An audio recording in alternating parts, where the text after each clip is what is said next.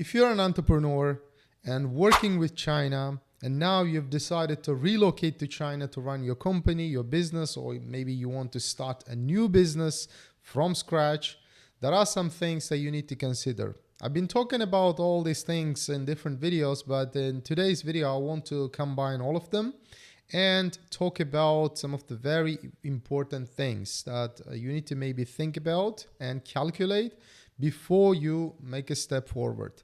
So before we go ahead, my name is Jasur. Once again, I am the legal representative of a company called JR & Firm. We're a corporate consultancy company. If you're new in this channel, you can check out our website for our services. We basically provide corporate services starting from company formation all the way to assisting you to run your business, including logistics, trading, sourcing, and special licenses for your company, drafting agreements, legal representation. And if you decide to shut down your company, you can also contact us. We can help you liquidate your company. Now, with that said, let's start with the essential things that you need to consider before relocating to China. Number one, obviously, I've been talking about this for a very long time now.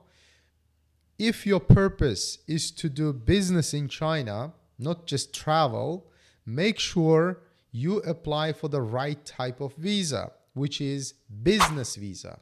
A lot of people sometimes they come to China with a tourist visa, visitor visa, which is given only for the purposes of traveling, which cannot be used for the purposes of business.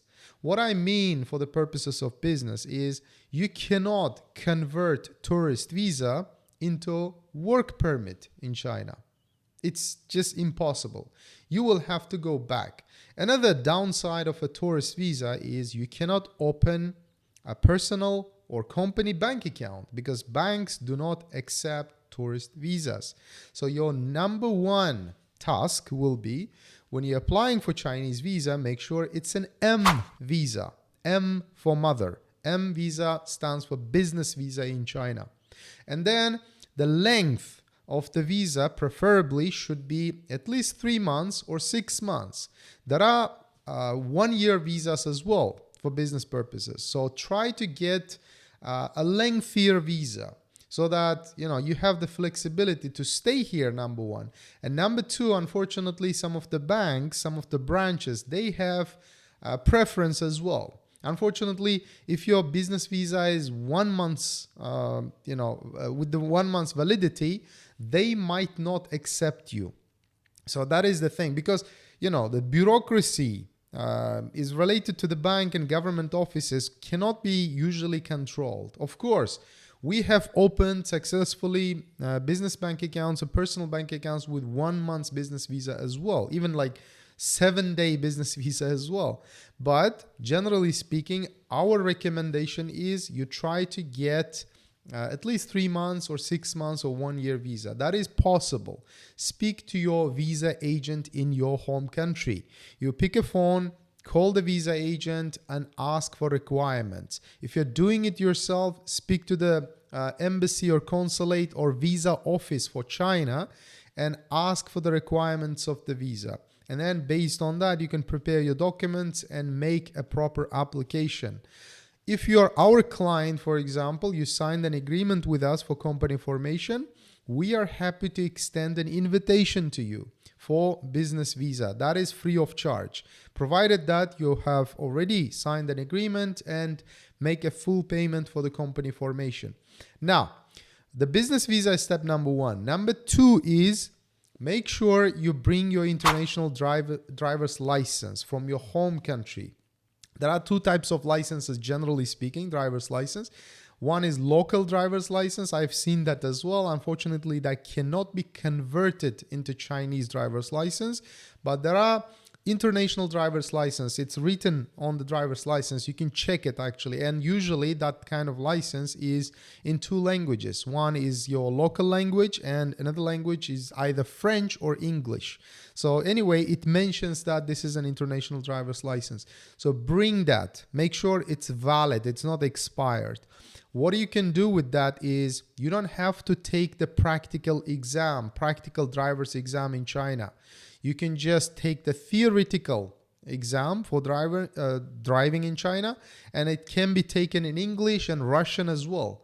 So you can get a Chinese driver's license. Also, recently China introduced a temporary driver's license as well. So for that, you don't have to really take even a theoretical test. As long as you bring your international driver's license from your home country, it can be automatically converted. Now, the difference between temporary driver's license in China and the long-term driver's license is the validity. Temporary driver's license, with the temporary driver's license, you cannot purchase a car.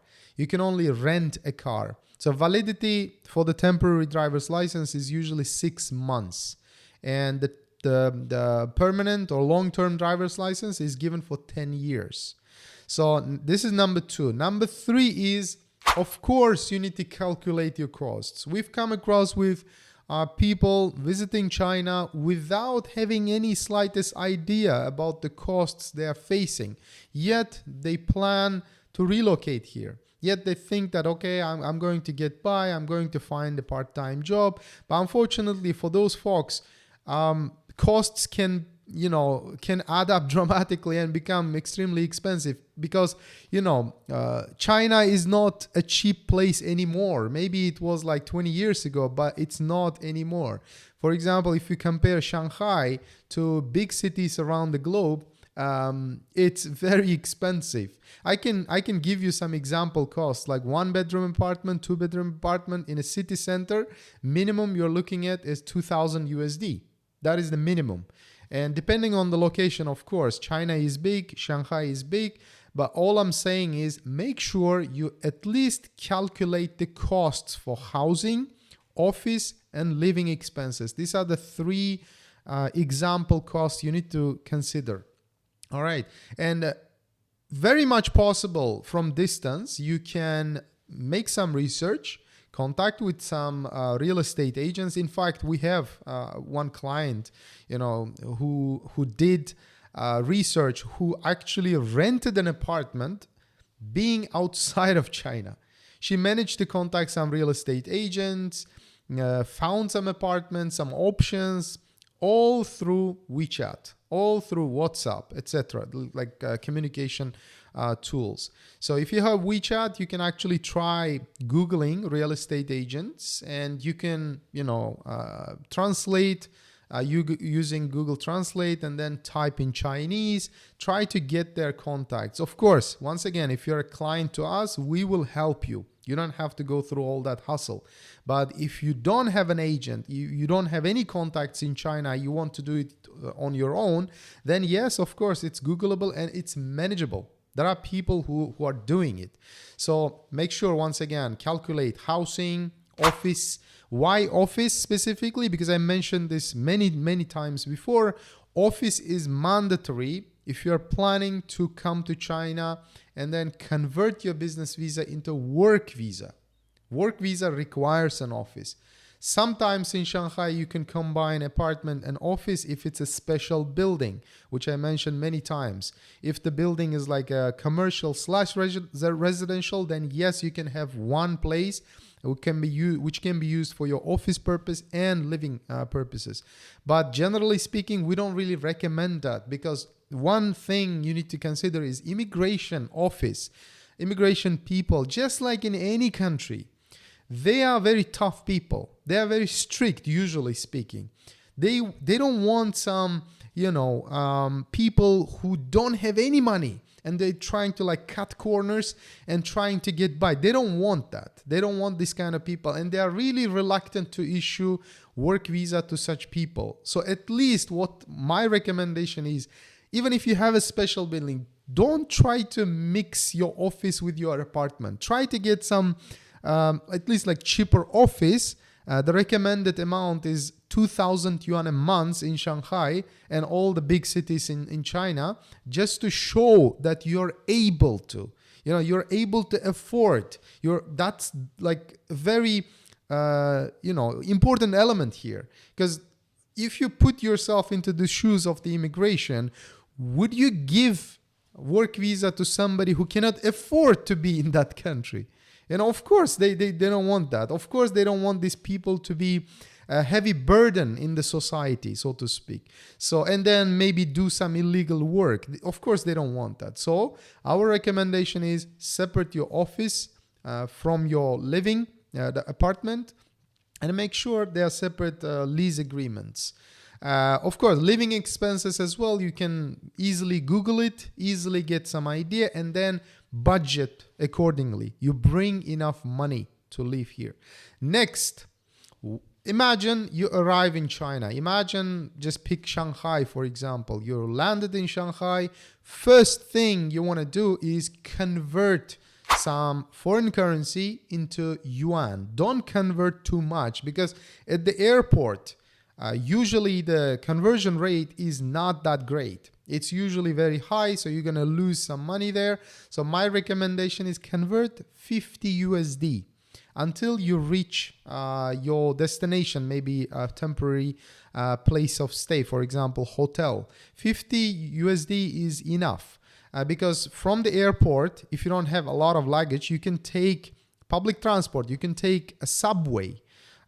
If you arrive, for example, in Pudong airport of Shanghai, the taxi cost is going to be very expensive.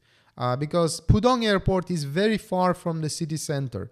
Usually people stay or book their hotels in the city center, and Pudong airport is approximately 1 hour drive. So it's like 50 kilometers, so 40 kilometers from the city center. So the taxi cost is going to be like $60, $50 itself. Minimum 300, 400 renminbi, yuan. And for that reason, I recommend maybe changing between 50 USD and 100 USD into RMB, and then getting a public transport, like, because in Shanghai, subway, metro station, metro system is very well developed. It goes to any part of Shanghai, literally any part of Shanghai. So you can easily take a metro to the destination. And then second thing you need to do at the airport is get a temporary SIM card. So you are connected to the internet, because once you leave the airport, unless you have this eSIM card, of course you can purchase eSIM card before you come to China. That's also available with the Wi-Fi and everything. But what if you don't have that eSIM card? The only thing you have to do is at the airport get a temporary SIM card, which is given for 1 month usually with internet package inside it. Why do I say temporary? Because once you reach your destination, you can use your passport, go to any office of China Mobile, China Telecom, or China Unicom. These three types of, like, these are the three major providers for mobile phone, mobile SIM card. So you can go there with your passport. You can choose any one of them. Basically, you know, to me, they don't make much difference between them. There's no much difference. So you can go with your passport and get a long-term SIM card. Long-term SIM card is usually 1 year contract, and you renew it. For example, my number, some of my numbers, I have a number. I've been using them for 14 years now, almost 14 years. Since the day I came here, I've been renewing them. So that is the SIM card you get later on with your passport. And when you get a passport, when you get this SIM card, long-term SIM card, make sure you ask for a confirmation letter from the provider, service provider, because you will need that letter in the next step. Confirmation letter is basically given by this mobile number provider. It contains your name, it contains your number. It's a piece of paper confirming, it's a printed out letter with their stamp. So you take that letter and go to any local bank. Our recommendation is go to Bank of China. Bank of China is the easiest them all, and apply for personal bank account. That is your next step. With the letter attached with your passport, your original passport, go to any branch of Bank of China which is closer to your location. If you're staying in downtown, just pop in and tell them that you would like to open a personal bank account because you want to connect it to your Alipay and WeChat. Now this is Very important to talk about these two things, because WeChat and Alipay, they are the dominant in China to make your life easy, basically. Everything is on WeChat and everything is on Alipay. These are the two major service providers for literally anything, for your payments, for the services. For example, on WeChat, you can have all these mini apps for groceries, for literally like sending post inside China or outside of China, or even like, for example, you become a member of different groups that I talked about before. So make sure after you open a personal bank account, you set your WeChat and Alipay properly. You connect your personal bank account to your WeChat, and you connect your permanent or long-term number to both of these, WeChat and Alipay. And now you are set. You can purchase online. You can enter your address. If you have, for example, signed a lease agreement for your apartment, now you can enter your delivery address on WeChat and Alipay to some of these grocery stores. Because to be honest with you, it's been years and years since I have not used any cash. I personally haven't used any cash in China for many years. And also, I rarely go to offline stores nowadays. And so do many other people and expats in China. Yes, of course, we go on occasions, like on weekends, for example, to Costco or to, Walmart or, Carrefour. I did some videos there, or Metro, big supermarket chains. But usually, generally speaking, I just order online. And nowadays, there are so many grocery stores which do not have any delivery fees. They are even cheaper than original stores because of the competition. So to save up, I recommend actually using online apps to make your purchases. Now, next thing you need to do is, after you set your WeChat and Alipay, whoever your contact is in China, for example, if it's us, you can tell us to add you into several important business groups or community groups or neighborhood groups on WeChat. Because WeChat has this functionality, maybe on WhatsApp as well. I'm not very familiar on WhatsApp because, mostly we use WeChat in China. So there are so many groups, useful groups on WeChat that you can be part of. You can be part of business group, niche to your area, for example. There are teachers groups. If you're a teacher, legal teacher, of course, with the proper visa. Or if you are, for example, a business person, entrepreneur, there are so many groups, entrepreneurs groups on WeChat. And I don't know, maybe like a parents group even. We are a part of parents group, for example. And neighborhood group, like in your area, if there are some expats initiated this kind of group, you can be a part of it. You can ask that first contact of yours. Maybe it's your real estate agent, maybe it's your friend. Ask them to add you into one or two groups so that you can take from there. You can make some contacts, you can talk to people, ask, okay, to be a part of this community, because everything is shared. On WeChat, very important moments. Actually, WeChat also has this news reports. Like you can open your company's official page, which we have, for example. And there are a bunch of companies which post articles, very important articles, videos on daily life in China, what's been happening, any news, etc., etc. You can get familiar. And of course, next thing, which is very common one. You can Facebook, like you can get a VPN, first of all. Actually, before I forget, VPN, I don't have that on my list. This is a crucial thing as well.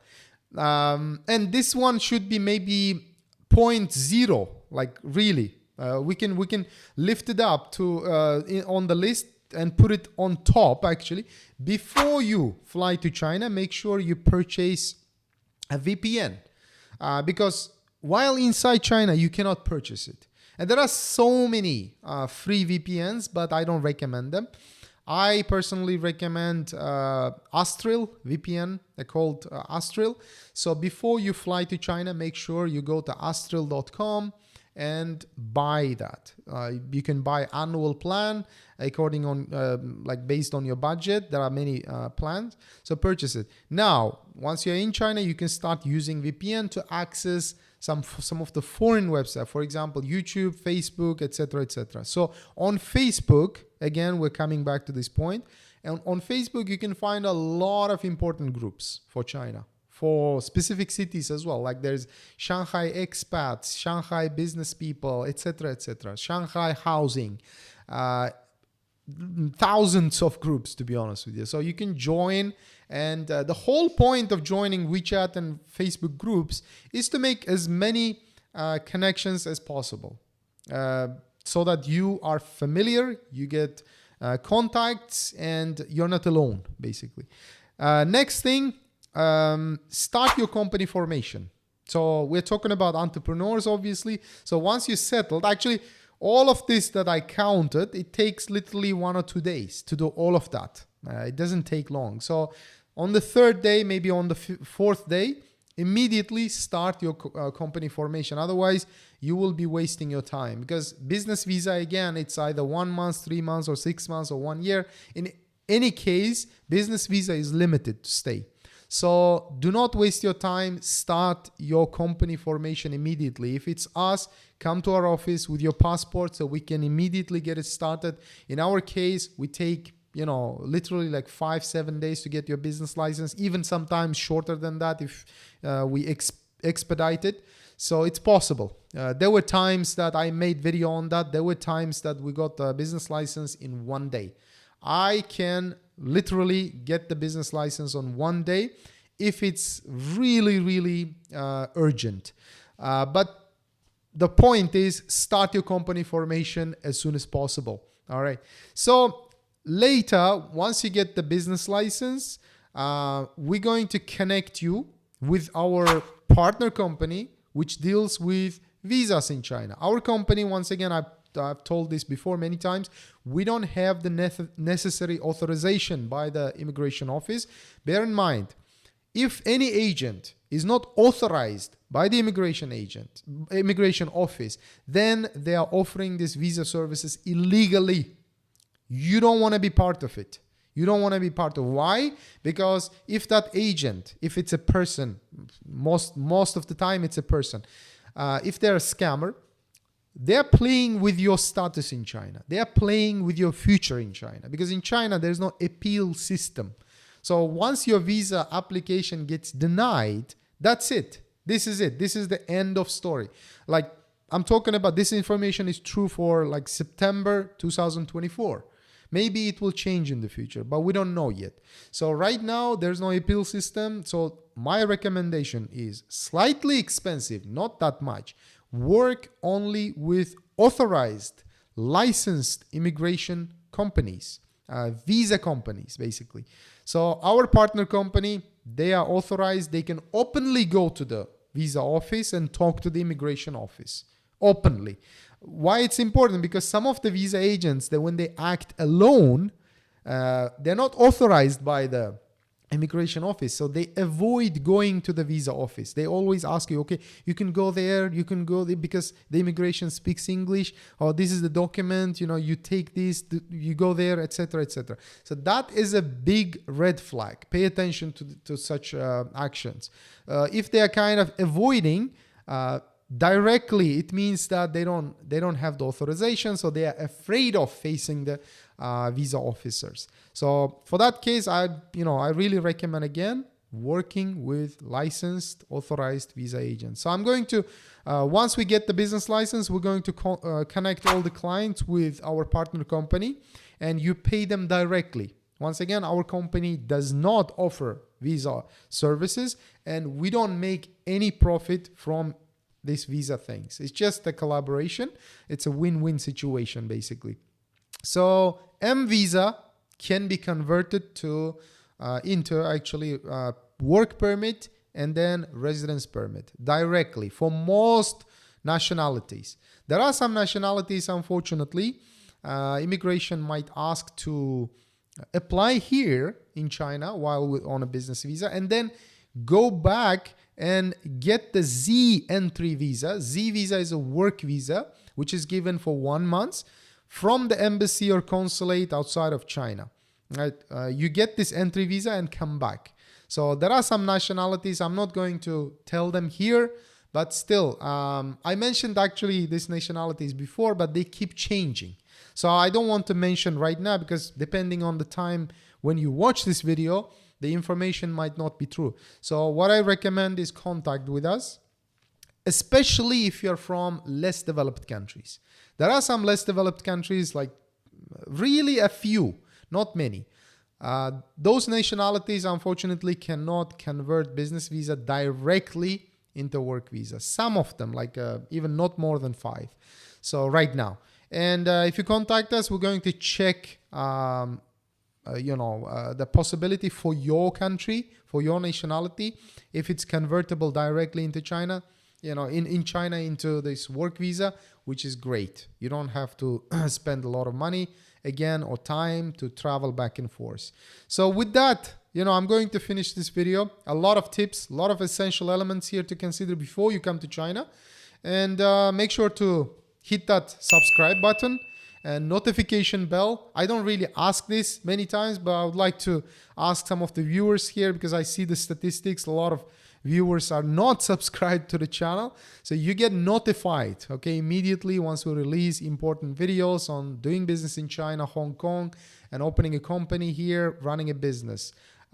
You can make a call. You can schedule an appointment with you. You can see the appointment link on the screen or below this video, or leave your questions in the comments so we can talk about them. Thanks for watching. I'll see you in the next one.